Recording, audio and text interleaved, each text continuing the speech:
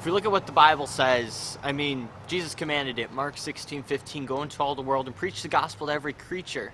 Look at Matthew 28. We're told to go out in all the world and make disciples of all the nations. And since Christ commanded it and we're the church, shouldn't churches be more focused on this mission? An interesting fact that we can find out is that, according to a study done a few years ago, that only about 2% of Christians actually go out and share the gospel consistently on a day-to-day basis. That means 98% of people are being apathetic. They're not even going out and witnessing.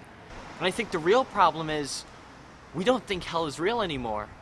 Because if we really believe there's a place called hell, and that it is a lake of fire, at never-ending fire, never-ending torment, then if we're supposed to love our neighbor as ourselves, we should be out there. We should be out sharing the gospel with people if we are the church, if we're supposed to love people. You can ask anyone. It is the most loving thing to do, to warn someone about danger. And the fact is, the world is in danger. All these people out here, they are in danger of going to hell. And it's our job to go out and tell them the gospel, to warn them about hell and tell them how to escape and to turn to Jesus and to turn from their sin.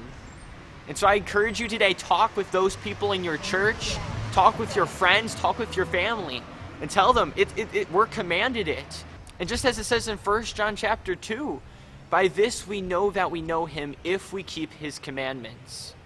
And as even Jesus said, why do you call me Lord if you don't do what I say? He said that in Luke 6. John 14:15, he said, if you love me, keep my commandments. So it's time for us to keep his commandments, to go out and share the gospel with people. And if we don't, we're not loving, and we're just letting people go to hell. So I encourage you today, go to your church, go to your friends, get out there and share the gospel.